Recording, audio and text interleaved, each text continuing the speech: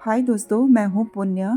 इस वीडियो को मैंने मेरे इंसिडेंट होने के पहले ही मैंने रेडी किया था। जिस दिन ये वीडियो बनकर कंप्लीट हुई, नेक्स्ट दिन ही मेरे साथ बहुत बड़ा हादसा हुआ, यानी कि एक दुर्घटना हुई। यानी कि जो एक बात होती है ना करके कि कोई भी घटना बताकर नहीं आती है, यानी कि जिसको हम सोचते भी नहीं है वो हो जाता है। ठीक मेरे साथ भी ऐसे हुआ है। मैंने अभी वीडियो की शुरुआत इन अल्टरनेट्रा की कटिंग लगाकर ही की है, क्योंकि आप लोगों को पता है मैं अपने गार्डन को बहुत सुंदर से डिज़ाइन करना ज़्यादा पसंद करती हूँ। कुछ मैंने अल्टरनेट्रा के प्लांटर्स की कटिंग भी बनाई थी, जिनको मैं यहाँ पर एडजस्ट कर रही हूँ, क्योंकि मैंने गार्डन में ये एक नैरो पाथ रखी है। जस्ट एक नेचुरल लुक देने के लिए इतना मेहनत मैंने छोटे छोटे प्लांटर्स में इन कटिंग्स को लगाकर इस तरह का सीन मैंने क्रिएट किया है। तो इन दिनों मेरा पेनफुल दिन स्टार्ट हो चुका है। वो कहते हैं ना, कोई भी एक्सीडेंट कोई रीज़न से नहीं होता। ज़रूरी नहीं है कि भीड़ भाड़ रास्ते में ही एक्सीडेंट हो या कोई व्हीकल में चलते चलते ही हमारा एक्सीडेंट हो। तो आप लोग ये सुनकर ज़रूर हैरान होंगे करके कि ये दुर्घटना कहीं और नहीं बल्कि मेरे ही जो मेन गेट है उसी के जस्ट बाहर हुआ। बेटी ने ज़बरदस्ती फेस में स्माइल लाने के लिए मुझे कहा, मगर बहुत ज़्यादा दर्द हो रहा था। एक हाथ तो पूरा फ्रैक्चर हो चुका है और दूसरा वाला हाथ बोन एंड मसल्स में इंजरी हुई है। तो दोस्तों, उस वक्त मेरे हस्बैंड भी घर पर नहीं थे। शाम के करीब 6 या तो 7 बजे होंगे। आसपास के लोग आए और मुझे हॉस्पिटल ले गए। वहीं पे बस मेरा एक्सरे हुआ और हाथ में प्लास्टर भी चढ़ा। शुक्र करो दोस्तों करके कि इस घटना से एक दिन पहले ही मैंने अपने गार्डन का बहुत सारा काम निपटा लिया था। गार्डन की साफ़ सफाई भी लगभग मैंने कंप्लीट कर लिया था। बस अब क्या करूँ, 1 महीने ऐसे ही मुझे रेस्ट लेना पड़ेगा। बस पूरा गार्डन जितना भी मैंने मेहनत किया, साफ़ सफाई किया, पूरा बर्बाद हो जाएगा। मे बी आप लोग मेरे गार्डनिंग को बहुत ज़्यादा मिस करेंगे, क्योंकि इन दिनों मैं वीडियो बिल्कुल भी नहीं बना पाऊँगी और गार्डन का काम भी बिल्कुल भी नहीं करूँगी। तो आ जाते हैं मैं अपने गार्डनिंग पर। तो यहाँ पर अभी मैं हेजेस की कटिंग कर रही हूँ। काफ़ी मंथ हो गए, इसको मैंने विंटर में ही ऊपर से मैंने कटिंग की थी और शेप दी थी। काफ़ी मंथ हो जाने के कारण ये बहुत ज़्यादा हाइट भी हो गई है और इनकी जो ब्रांचेस है बहुत ही ज़्यादा हार्ड सी हो गई है। इसलिए मुझे बहुत ज़्यादा एनर्जी लगाना पड़ रहा है। इजीली भी कट नहीं रहा था, बड़ी मुश्किल से मैंने इनको कट किया। मगर दोस्तों, इस घटना के पहले मैं इसकी पूरी तरह से मैं कटिंग भी नहीं कर पाए। आधा साइड थोड़ा सा रह गया था। दोस्तों, हेजेस लगाने से गार्डन की सुंदरता कई गुना बढ़ जाती है, मगर इसमें मेहनत भी काफ़ी होता है। टाइम टू टाइम इनकी प्रूनिंग करते रहना पड़ता है। टाइम से अगर ना करें मेरी तरह, तब इनमें बहुत ज़्यादा मेहनत लगती है ऊपर से कट करने में।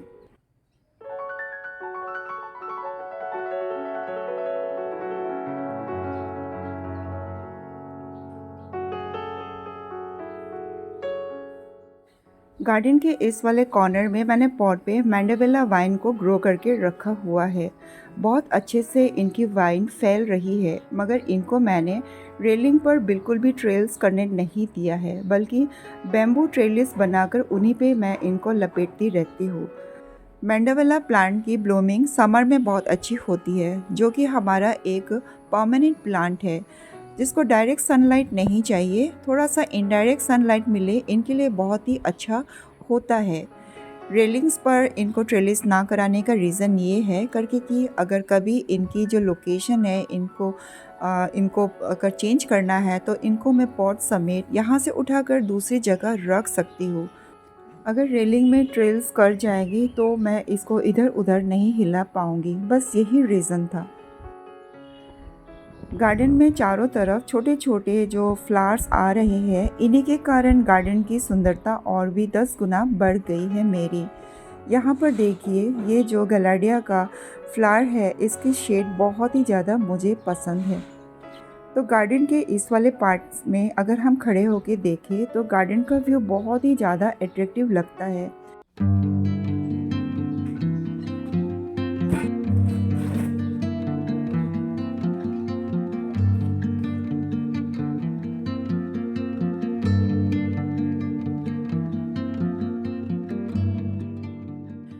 दोस्तों, मैंने फ़्लिपकार्ट से कुछ दिनों पहले लॉन मोवर मशीन को भी मैंने ऑर्डर दिया था, जो अब ये पार्सल आ चुका है। मुझे अपने गार्डन के ग्रासेस को कट करने में पूरे 3 दिन लग जाता था और बहुत ही ज़्यादा मुझे मेहनत करना पड़ता था उसकी कटिंग में। उसी को देखते हुए मैंने इस मशीन को ऑर्डर किया है। मे बी अब मेरे लिए ये बहुत ज़्यादा हेल्पफुल होगा। इसका जो परचेजिंग दाम है वो है 699। फर्स्ट इसको मैं अच्छे से फिक्स कर लेती हूँ, इसके हर पार्ट्स को।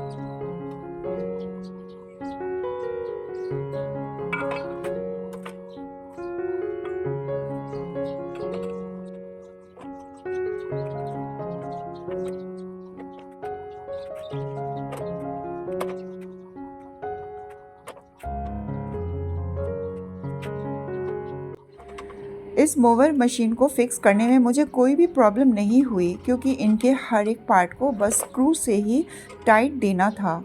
इसीलिए बहुत ही इजीली ये मुझसे फिक्स हो चुका है। और मैंने देखा है ये वाला मशीन बहुत ही ज़्यादा लाइट वेट है दूसरे जो होते हैं उनकी तुलना में, क्योंकि हमारे आस पड़ोस के जो यूज़ करते हैं उनके बहुत ही ज़्यादा हैवी वेट के हैं। चलो अभी मैं अंदर लॉन में ले चलती हूँ और थोड़ा सा ग्रास कट करके देखती हूँ कैसा चलता है। बहुत ही हल्का होने के कारण बहुत ही सॉफ्टली इसको मैं मूव कर पा रही हूँ। अभी थोड़ा नया नया है, थोड़ा सा प्रैक्टिस लगेगा। स्टार्टिंग में मुझे इसको थोड़ा सा हैंडल करने में प्रॉब्लम हो रहा था और थोड़ा इधर उधर टर्निंग करने में भी थोड़ा प्रॉब्लम हो रहा था। 1-2 बार अगर मैं इसको प्रैक्टिस करूँगी तो मेरे लिए इसको हैंडल करना, इसको चलाना बहुत ही ईज़ी हो जाएगा। मगर इसको ज़्यादा फ़ोर्स देने की भी मुझे ज़रूरत नहीं हो रही थी। थोड़ा सा धक्का लगाओ, बहुत ही ईज़िली ये ग्रास कट रहे थे। तो सोचा क्यों ना लॉन के ग्रासेस को अच्छे से लेबलिंग में कट कर देती हूँ, क्योंकि हर समय जब भी मैं कट करती हूँ बहुत टाइम लगता है। एक दिन में नहीं होता, 3 दिन लग जाते हैं। तो थोड़ा सा इनके जो हैंडल है वो थोड़ी सी स्क्रू मैंने अच्छे से फिटिंग नहीं की थी, थोड़ा सा लूज़ लग रहा था। इसीलिए बैठकर इनको अच्छे से मैंने टाइटली फिक्स किया, क्योंकि यही मेन है। अगर इनके जो हैंडल है अच्छे से टाइटली फिक्स नहीं होंगे तो मशीन को पुश करने में भी थोड़ा प्रॉब्लम होगा।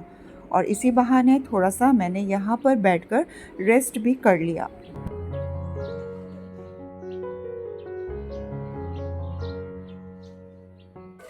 इतने में मेरी बेटी भी स्कूल से आ गई और बस क्या कहूँ, वो भी स्टार्ट हो गई। मैंने कहा फ़र्स्ट अपना बैग तो रख लो, यूनिफ़ॉर्म को चेंज कर लो, मगर वो नहीं मानी।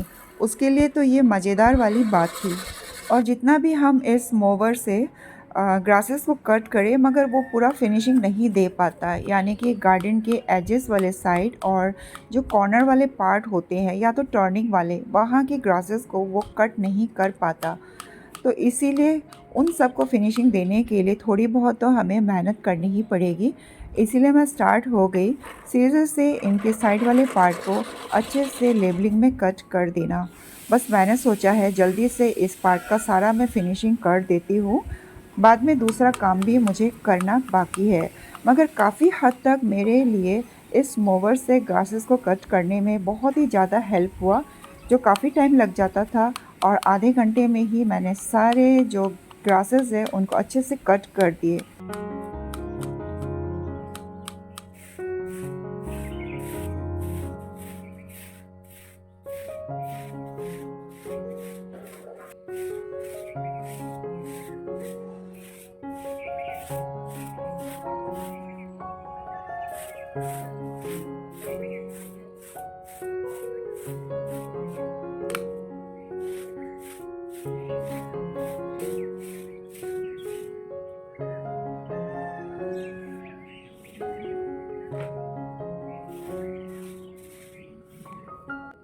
इन कामों के चक्कर में मैंने गार्डन के इन हिस्सों पर बिल्कुल भी सुबह से पानी नहीं दिया था। दूसरे साइड में मैं तो पानी दे चुकी थी, तो इसलिए सोचा थोड़ा जल्दी-जल्दी यहाँ पर भी थोड़ा-सा पानी दे दूँ, क्योंकि इन दिनों लगातार धूप आ रही है। बहुत ही जल्दी जो सॉइल है ग्राउंड की बहुत जल्दी ड्राई हो जाती है। पूरे दिन में मुझे 2 बार सभी प्लांट में मुझे 2 बार पानी देना पड़ता है। तो ये काम भी मैंने अभी पूरा कर लिया। अभी दिखाती हूँ ग्रासेस काटने के बाद मेरे लॉन एरिया कैसा दिख रहा है। देखिए अब कितना सुंदर मतलब नज़ारा आ चुका है। पूरे जो ग्रासेस है एक ही लेवल में कट हुए हैं। पहले जो मैं सीजर से कट करती थी, कोई भी लेबलिंग से बिल्कुल भी कट नहीं होता था। अब देखिए कितना सुंदर इसका फिनिशिंग लुक आया है। मुझे तो ये मशीन बहुत ही ज़्यादा हेल्पफुल सा लगा।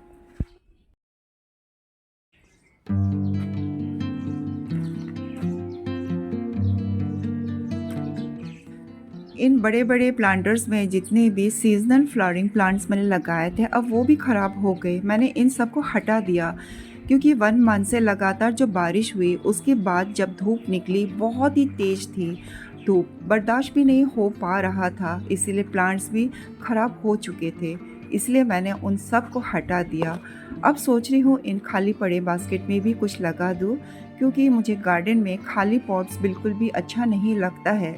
या तो इनको यहाँ से हटा दो या तो इनमें कुछ ग्रो कर देती हूँ। तो ऊपर से थोड़ा-सा मैं 2-3 मतलब मुट्ठी वर्मी कंपोस्ट डाल रही हूँ और इन्हीं सॉइल पे मैं दूसरे प्लांट्स लगाने की सोच रही हूँ। बस कोई परचेज़ किए हुए प्लांट नहीं, बस अपने ही गार्डन में जो मैंने कटिंग से कुछ ग्रो किए थे, उन्हीं को मैं इसमें लगाऊँगी। तो ऐसे ही मेरा गार्डन चलता रहता है और गार्डन के प्लांट्स भी बढ़ते रहते हैं। तो चलिए अब वहाँ पर जाते हैं जहाँ से मैं इनकी कटिंग्स को लाऊंगी। यहाँ पर थोड़ा शेड होने के कारण जब भी कुछ मुझे ग्रो करना होता है, सेव करना होता है, इसी पार्ट में लगा देती हूँ। देखिए ये मैरीगोल्ड की कटिंग्स मैंने यहाँ पे कुछ ग्रो कर दिए थे इनके मदर प्लांट से। कुछ ही दिनों में इनकी रूट्स भी आ चुकी है, क्योंकि बहुत बारिश होती है, बारिश के कारण इनकी ग्रोथ भी अच्छी चल रही थी। तो बस मैं सोच रही हूँ इन्हीं को यहाँ से 4-5 उठा लेती हूँ और इन्हीं को भी ग्रो कर देती हूँ।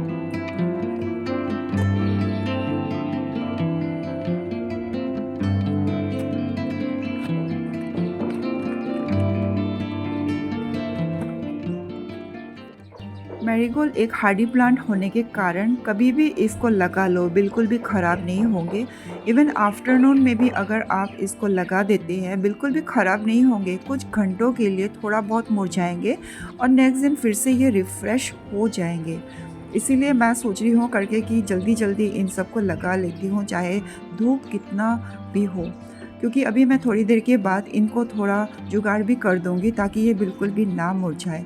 देखिए अभी मैंने इन सबको एक ही पॉट में लगभग मैंने 4 लगा दिया, क्योंकि ये पॉट भी काफ़ी स्पेसियस है। सब काम मतलब मोस्टली मैंने गार्डन का ख़त्म ही कर लिया। अब इसको पानी भी देती हूँ, थोड़ा-सा धूप से बचाने के लिए इसका भी मैं जुगाड़ कर देती हूँ। बड़े-बड़े बोगनविलिया के कुछ प्लांटर्स को इधर-उधर से लाकर इसके चारों तरफ मैं रख दूँगी, ताकि इसको शेड प्रोवाइड हो। ऐसा करने से ये हमारे जो प्लांट मैंने लगाए हैं बिल्कुल भी नहीं मुरझाएंगे। दोस्तों आप लोग भी ऐसा कर सकते हैं। अगर कहीं पे भी शेडी एरिया ना हो तो कहीं से भी अपने गार्डन के बड़े-बड़े जो प्लांट होते हैं जिनमें ज़्यादा लीव्स होती है, आस-पास उनको रख दें और उन्हीं से उनको शेड भी मिलेगा और अच्छी मॉइस्चर भी मिलती रहेगी। मुझे बिल्कुल भी पता नहीं था करके कि इतने सारे गार्डन वर्क करने के बाद नेक्स्ट दिन ही मेरी ये घटना होगी, पर भगवान का शुक्र है इस घटना से पहले ही मोस्टली मैंने अपने गार्डन के सभी काम ख़त्म कर लिए।